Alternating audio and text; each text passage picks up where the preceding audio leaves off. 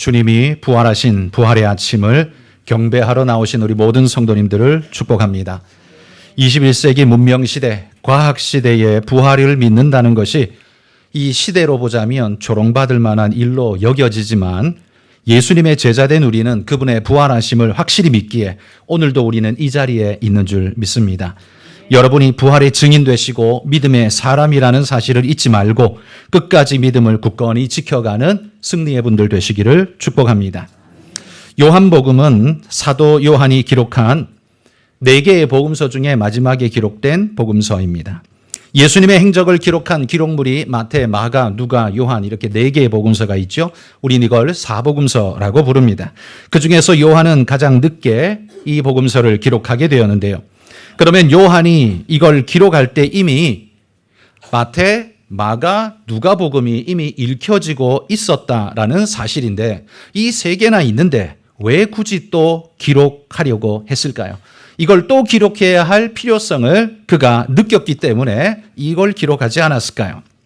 물론 사도 요한은 그의 요한복음서의 이 서신의 기록 목적을 요한복음 20장 31절에 분명하게 선언했습니다. 예수가 그리스도시요 하나님의 아들이시라는 걸 믿게 하기 위해서 이것을 쓴다라고 기록했어요. 복음 전파라는 대사명의 측면에서도 이 복음서가 기록되어져야 한다고 생각했지만 부가적인 목적을 보자면 앞서 기록한 마태, 마가, 누가복음서가 사실이다라는 걸 증명해주는 서신이기도 하고요. 또 다른 면에서는 바로 그 앞에 마태, 마가, 누가에서 다루지 않고 있는 부활의 증거가 있는데 복음의 증거가 있는데 그걸 지금 다루지 않고 있으면 그 부분을 일러주어서 그 복음을 추가적으로 깨닫게 하는 것 또한 요한복음의 목적이라 할 수 있겠죠. 그래서 그런지 요한복음은요, 마태, 마가, 누가복음서와는 달리 결이 달라서 학자들은 사복음서를 마태, 마가, 누가를 3개를 하나로 묶고 요한복음을 따로 구분합니다. 그래서 마태, 마가, 누가복음서를 같은 관점으로 기록되어진 비슷한 복음서, 그래서 공관복음이라고 부릅니다. 그러나 요한복음은 그들과는 사뭇 다른 관점에서 기록되어졌다고 해서 달리 평가되어지고 있습니다. 또한 이것이 왜 요한이 요한복음을 기록해야 했는가에 대한 이유가 될 수도 있겠죠. 그러면 왜 요한이 이걸 기록해야 했을까? 그 증거 중에 하나가 오늘 본문에 나오는 이야기인데요. 이 부활의 증거로서의 한 요소를 한번 찾아 살펴보도록 하겠습니다. 자, 요한은 오늘 우리가 읽은 요한복음 20장 본문에서 몇 가지의 사실 정보를 우리에게 제공해 주고 있습니다. 첫 번째, 오늘 본문 이야기해 주는 첫 번째 정보는 뭐냐 하면 주님이 부활한 날은 안식 후 첫날이다라는 사실을 알려줍니다. 사실 이건 모든 복음서가 다 말해주고 있는 공통의 사실입니다. 안식일 전날 오후 3시에 우리 주님은 운명하셨습니다. 그리고 안식일을 지나 안식일 다음 날 새벽에 우리 주님은 부활하셨죠. 그래서 예수님의 부활하신 날은 안식 후 첫날, 그러니까 지금으로 말해 주일날 새벽에 부활하셨다라는 사실입니다. 또한 두 번째 정보는 이 부활의 최초 목격자는 여인들이었다라는 사실입니다. 이 부활의 아침 제일 먼저 무덤을 찾아간 것은 여인들임이 확실합니다. 왜냐하면 사복음서가 모두 다 그렇게 증명해 주고 있습니다. 그런데 사복음서에 이 무덤을 찾아간 여인들의 이름이 언급되는데 각각 좀 많이 다릅니다.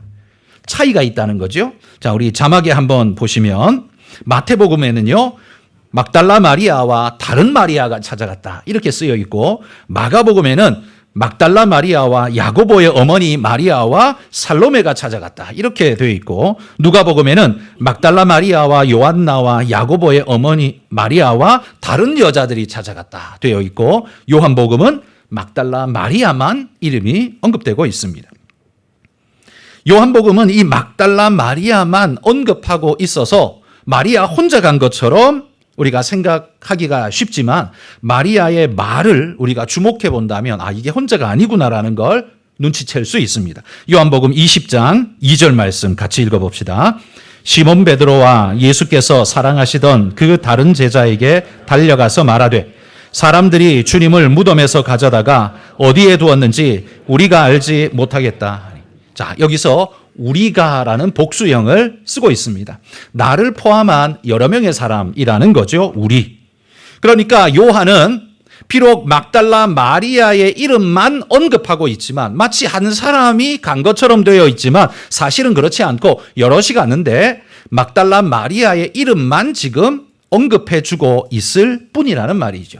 그러니까 여러 명의 여인들이 예수님의 부활을 최초로 목격한 사람이다라는 것이 복음서 전체가 증거해주고 있는 이야기. 오늘 본문이 두 번째로 우리가 알려주는 정보입니다. 세 번째 정보는 그러면 12제자 중에 최초로 부활의 현장을 찾아간 사람들은 누구냐? 베드로와 요한이다라는 사실입니다. 이 부활의 아침 예수님의 무덤을 찾아간 여인들은 무덤의 문이 열려 있는 걸 보고 굴문이 열려 있는 걸 보고 깜짝 놀랍니다. 요한복음에 오늘 우리 본문에 보면 여인들이 굴문이 열린 걸 보고 놀라서 곧장 제자들에게로 달려간 것처럼 기록되어 있습니다. 중간에 사건이 없고 곧장 달려간 것처럼 기록되어 있어요. 그렇지만 마태, 마가, 누가복음에는요. 여인들이 굴문이 열린 걸 보고 깜짝 놀라고는 굴 안으로 들어가 봅니다. 그런데 굴 안에 두 빛난 천사가 있어서 그 중에 하나가 여인들에게 말하죠. 어찌하여 살아있는 자를 죽은 자 가운데서 찾느냐라고 그렇게 말하면서 예수님이 부활하셨다는 소식을 그들에게 전해주죠.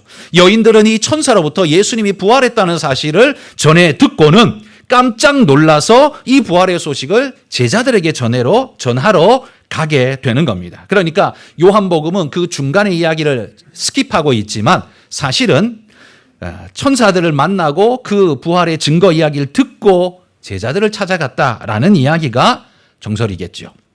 그리고 이 여인들이 전해준 이 부활의 소식을 전해 듣고 무덤으로 찾아간 제자들은 그러면 누군가? 무덤으로 이 여인들의 이야기를 듣고 무덤에 당장 찾아간 제자들이 있다는 기록은요.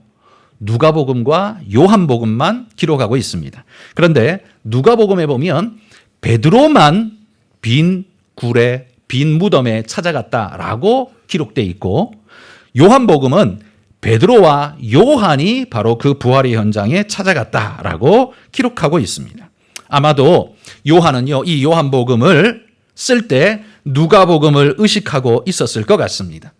누가복음에 보니까 마치 그 예수님이 부활한 현장 빈 무덤에 베드로만 본 것처럼 그냥 대표로 베드로 이름만 언급했을 뿐이지만 읽는 사람 입장에서는 베드로만 부활의 현장을 본 것 같은 그런 느낌이지만 요한은 요한복음을 쓰면서 아니다.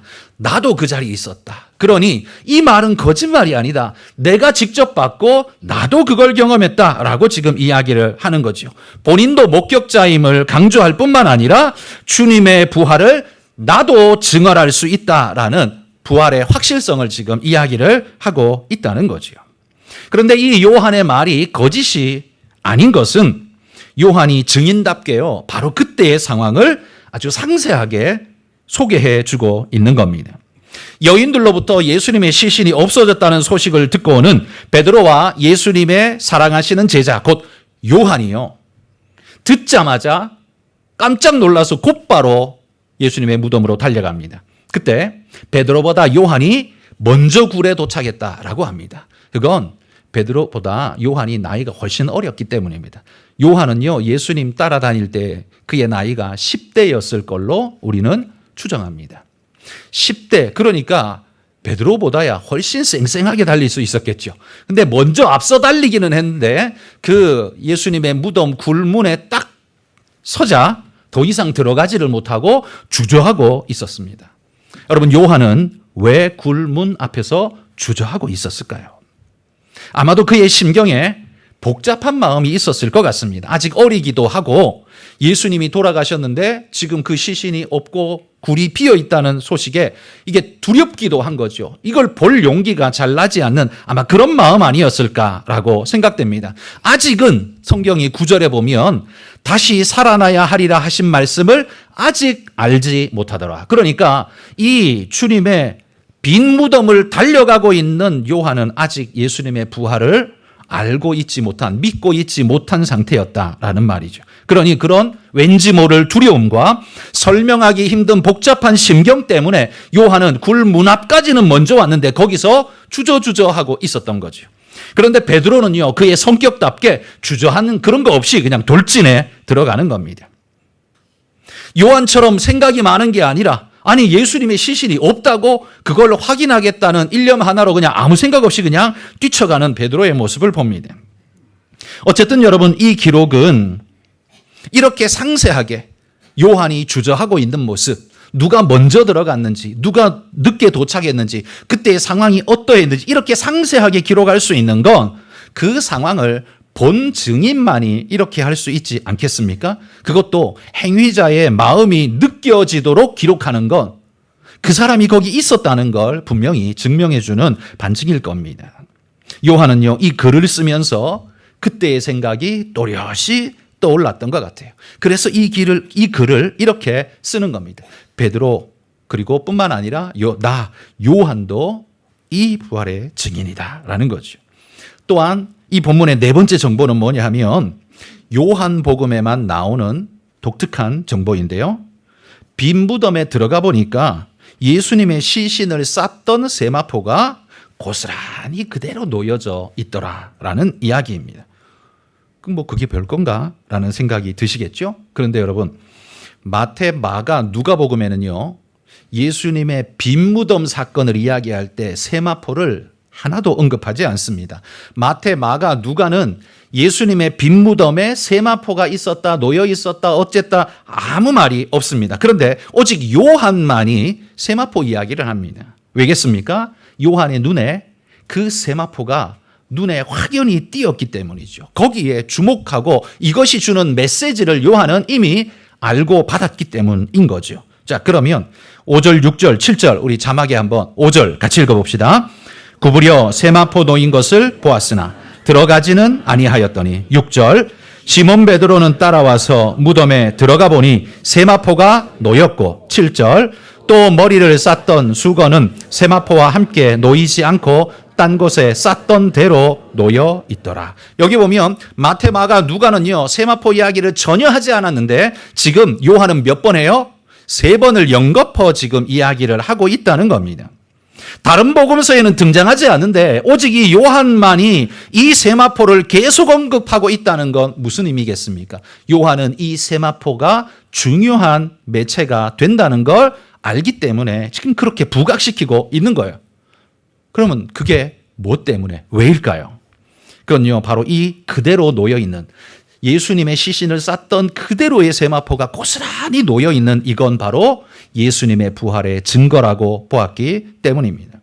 지금 요한은 예수님의 부활 사건의 확실성을 전달하고 있는데요. 거기에 세마포를 3번이나 언급하고 있는 건 그것이 바로 예수님의 부활의 증거가 된다고 믿기 때문인 거예요.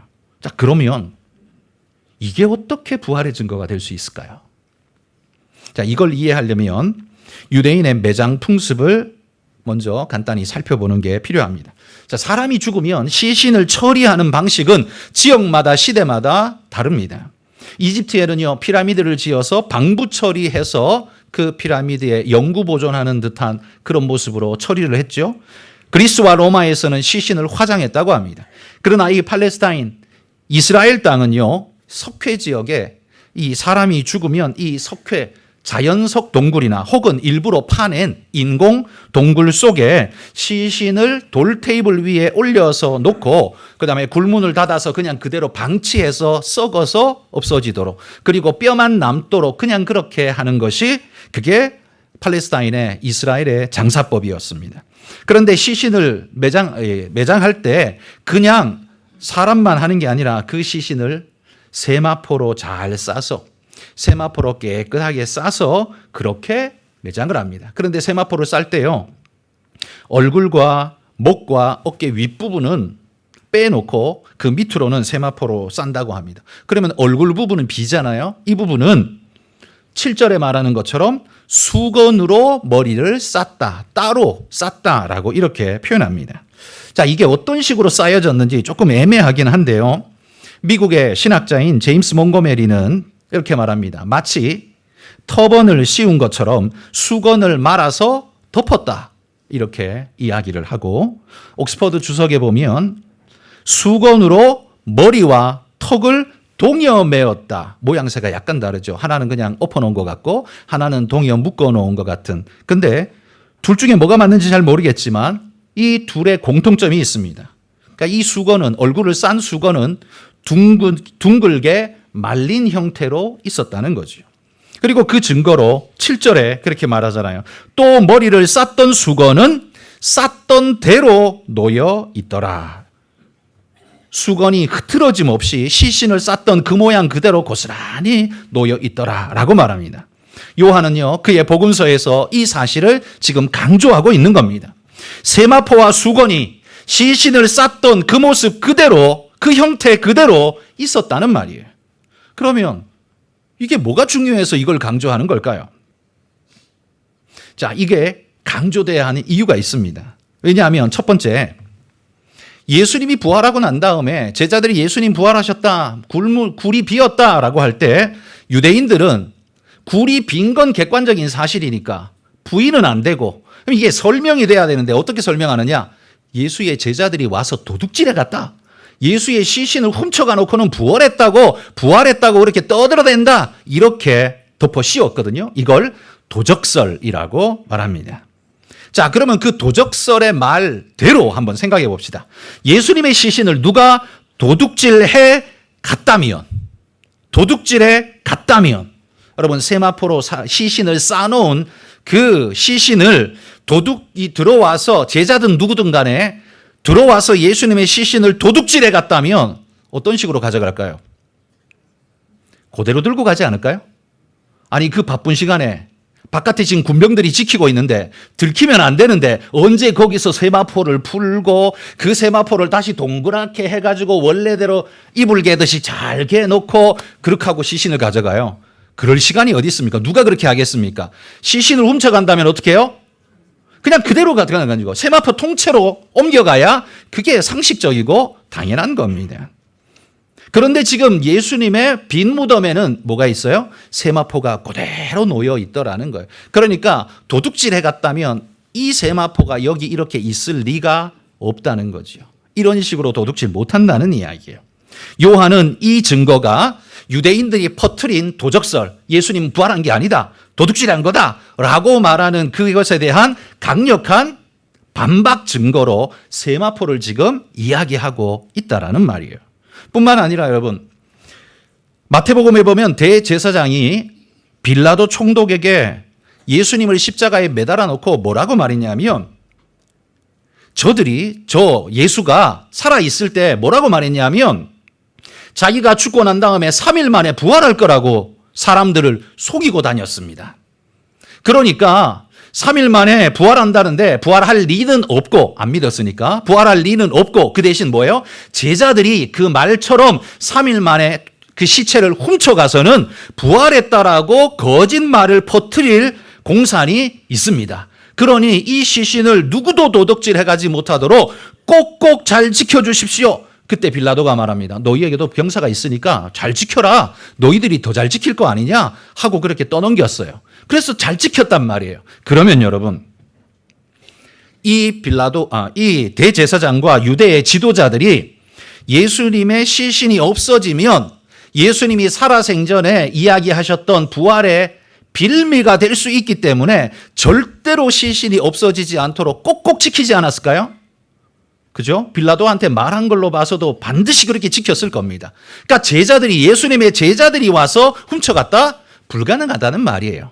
그럼 반대로 누군가 딴 사람, 예를 들어 대제사장이나 다른 유대인들이 그러면 훔쳐갔을까? 대제사장이 몰래 빼돌렸을까? 그럴 수가 없죠. 왜? 자기가 한 말이 그렇게 했다가는 오히려 부활의 빌미가 되니까 절대 그럴 리 없다는 거예요. 그러니까 제자들도 훔쳐갈 리 없고 이 대제사장과 유대인들이 훔쳐갔을 리도 없고, 그런데 굴은 비었다. 이건 예수님의 부활밖에는 설명할 길이 없다라는 이야기예요.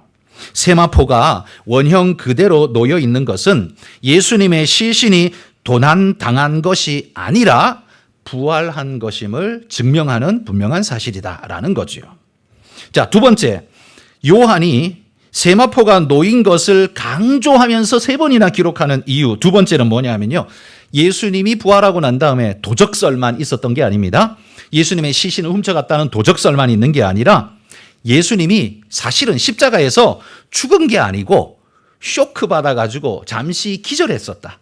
그런데 우리는 죽은 줄 알고 그를 그냥 무덤에 묻어버렸다. 근데 무덤에 있다가 하룻밤 지나면서 날이 서늘하니까 깨나더라. 그래서 도망간 거다. 이렇게 말하는 이 기절설이 있습니다. 기절설. 예수님은 부활한 게 아니고 기절했다가 깨어난 거라는 말이죠. 자, 그러면 이 말도 안 되는 소리지만 그 기절설을 맞다 치고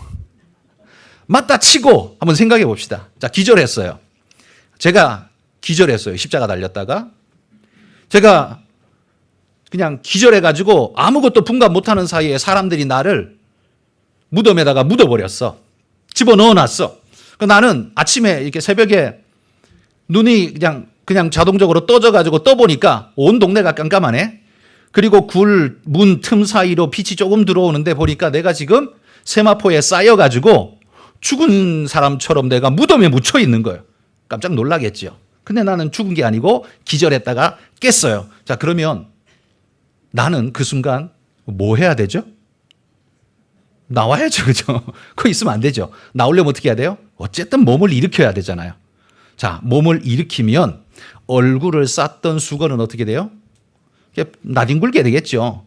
그리고 몸은요, 세마포로 쌓여 있잖아요. 아마 혼자 일어나는 것도 굉장히 힘들었을 거예요. 어려웠을 거예요. 그냥 일어났다 치고. 그럼 이거 벗어야 어쨌든 뭐 움직일 거 아니에요. 근데 혼자서 어떻게 벗습니까? 팔까지 똥똥 동여맸을 텐데.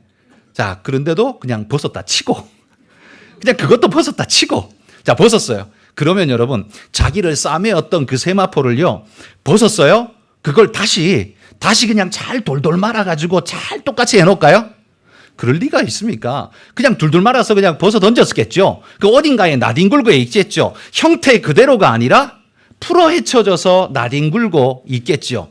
그가 만약에 기절했다가 살아났다면 그 세마포는 형태 그대로 있으면 안 되고 흐트러져서 아무데나 나뒹굴고 있어야 그게 상식적이고 정상적인 거라는 말이죠. 그런데 예수님의 세마포는요, 흐트러져 나뒹구는 게 아니라 풀어 헤쳐진 게 아니라 싸매어진 형태 그대로 놓여 있었다. 이게 요한이 지금 증거하고 있는 거라는 말이에요. 그러니까 예수님이 기절했다가 깨어났다면 뭐 다 불가능한 이야기지만 일어나서 풀어 헤치고 그러면 그게 모든 세마포가 나뒹굴고 있어야 되는데 이게 잘 개어져 있다? 말도 안 되는 거죠. 원형 그대로 그게 있다? 이건 예수님이 그런 식으로 기절했다가 일어나신 분이 아니라는 증거라는 말이죠. 이 세마포가 말해주는 게. 그러니까 세마포는 우리에게 유대인들이 거짓말을 퍼뜨린 거에 대한 반증으로 이야기하는 거죠. 도적설 불가능하다. 기절설 불가능하다라는 걸 증명하는 재료가 이 세마포가 됐다는 말이에요. 자, 그러면 세마포가 원형 그대로 또 머리를 쌌던 수건도 쌌던 모양 그대로 놓여 있다는 이거는 어떻게 해석해야 될까요? 이건 어떤 의미일까요? 이건요, 예수님의 부활이 자다가 일어난 것처럼 육체가 그냥 벌떡 일어나고 하는 이런 살아남이 아니라 특별한 부활임을 증명하는 것입니다. 사람이 잠에서 깨어나 일어난다면 그를 감싸고 있는 세마포와 수건은 그녀 원형 그대로 놓여 있을 리 없다 했습니다. 그런데 원형 그대로 놓여 있다는 건 예수님이 인간이 잠자다가 일어난 것처럼 물리적으로 벌떡 일어나서 풀어 헤치고 이렇게 다는 게 아니라는 이야기죠. 있는 그대로 그 모양 그대로 쌌던 모양 그대로 고스란히 있다는 건 뭘 말하냐면 예수님이요 부활하실 때 마치 기체처럼 쑥 빠져나오신 것이 아닌가라고 우리는 충분히 생각할 수 있다는 거예요. 물론 이거는 우리의 추론이죠. 그래서 여러분 이 부분에 대한 해석으로 자, 우리 같은 사람이 말하면 콧방귀를 끼겠지만 그래도 저명한 기독교 신학자가 이야기를 하면 좀 들어볼 만하잖아요. 유명한 기독교 신학자 중 여러분도 아마 들어서 아시는 분이 있을 겁니다. 존 스토트라는 목사님이 이렇게 말했습니다. 그분의 몸이 새롭고 이전과는 다른 놀라운 형체로 변화하여 증발했다. 이런 표현을 씁니다. 증발했다. 이 증발하면 기체 형태 아닙니까? 이게 쑥 빠져나온 것처럼 그렇게 이야기를 지금 하는 거예요. 그렇게 독특하게 거기서 나오셨다라는 이야기가 되는 거죠.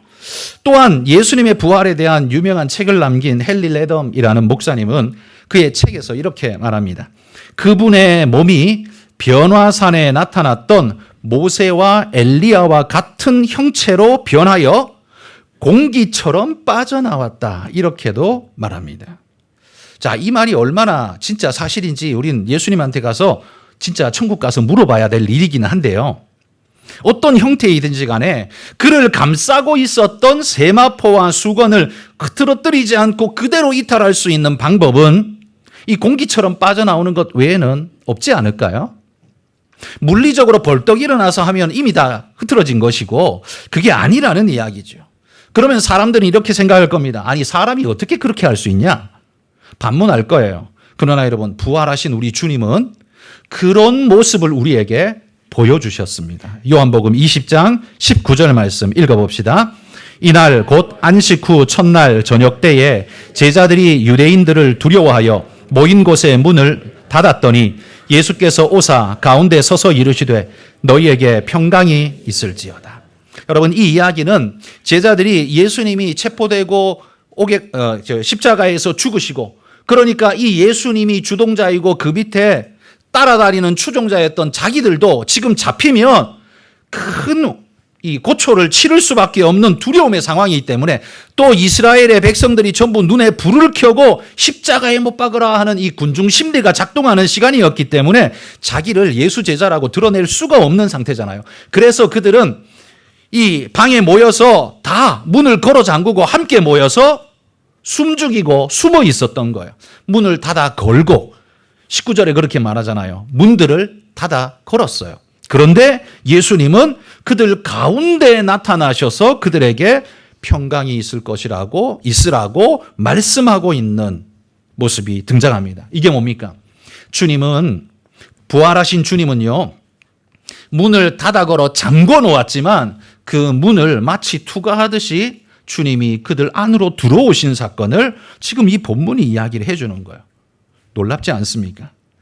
그런데 놀랍게도 부활하신 주님이 나타나시는데 그들 가운데 문이 열리지도 않았는데 쓱 나오셔서 자기를 나타내셨다. 그런데 그러면 귀신인가? 그러나 예수님은요, 도마에게 뭐라고 그랬어요? 네 손가락으로 이 못자국에 손 넣어보고 내 옆구리에 창자국에다가 네 손 넣어보고 그리고 믿는 자가 되라. 이게 만져져야 넣어볼 수 있을 거 아니에요. 그러니까 지금 예수님의 말씀은 만져지는 육체로 지금 부활하셨다는 걸 이야기하는 거죠. 뿐만 아니라 베드로와 제자들이 예수님의 부활을 모르고 갈릴리로 가서 우리 그냥 물고기 잡으러 간다 하고 옛날 삶으로 돌아가 버렸어요. 물고기 잡으러 갔어요. 그때 예수님이 부활하신 주님이 갈릴리까지 쫓아가서 거기에서 제자들을 당신의 부활을 보여주시는데 제자들에게 너희 잡은 물고기 좀 가져와라. 그래서 그 물고기를 불에 구워서 드시는 모습이 요한복음에 보면 나옵니다.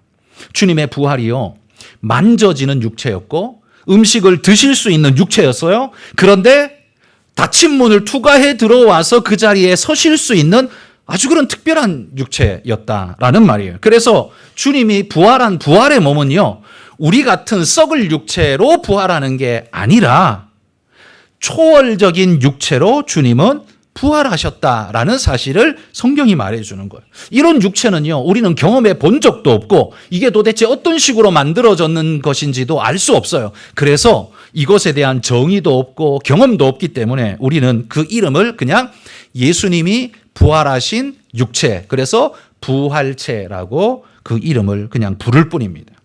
닫힌 문을 뚫고 제자들 앞에 나오신 주님, 여러분 그런 분이라면 세마포고 쌓여 누워 있어도 거기서 세마포 그냥 쓱 빠져나오시는 게 불가능하겠습니까? 충분히 가능한 이야기다라는 말이죠. 제가 앞에서 마태, 마가, 누가는 예수님을 쌌던 세마포에 대해서 전혀 언급이 없는데 오직 요한만이 이 세마포에 집중한다라고 이야기를 했습니다.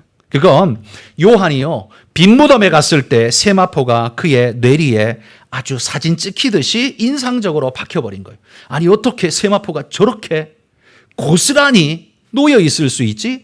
다른 사람들은 전해 들은 이야기이기 때문에 이거 다 빠졌는데, 못 알아들었는데, 직접 그 굴에 가본 요한은 그 상황이 사진 찍듯 머리에 박혀 있는 거예요. 부활의 현장이 눈에 선명하게 박혀 있었다는 거죠.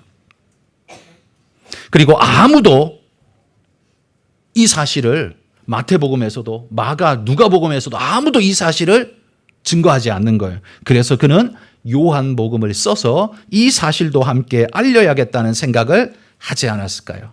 그래서 요한복음이 필요하지 않았겠습니까? 물론 요한복음의 저작은 이것만 이야기하려고 쓴 건 절대 아닙니다. 예수님이 누구신가에 대한 분명한 사실을 많이 이야기합니다. 그리고 맨 끝에 다른 어디에서도 말하지 않은, 근데 정말 중요한, 저 유대인들이 예수님의 부활을 거부하면서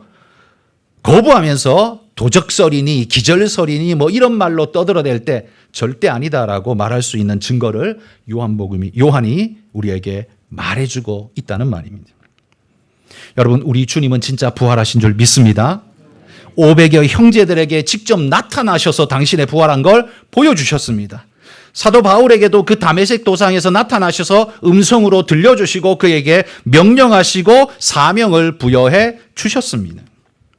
사람들은 어떻게 그럴 수 있나 라고 생각하며 부활을 거부하겠지만, 여러분, 우리 주님은 바로 그런 하나님의 능력으로 부활하셔서 당신을 우리 모두에게 보여주셨고, 여러분, 법정에서 500명의 증인이 있으면 그걸 거짓이라고 말할 수 있습니까? 500명의 증인이 있는데 그 사건을 거짓이라고 말할 수 있어요? 그럴 수 없지요. 그래서 바울이 말하는 거예요. 500여 형제가 부활의 증인된, 직접 예수님을, 부활하신 주님을 목격한 우리 형제들이 아직도 500명이나 있다라고 바울이 이야기하잖아요. 부활은요, 거짓이 아니고 사기가 아닙니다. 하나님의 역사이고 우리에게 실제하는 사실입니다. 여러분, 이 사실을 굳게 믿고 믿음으로 나아가시는 우리 성도님들 되시기를 축복합니다. 기도하겠습니다. 하나님.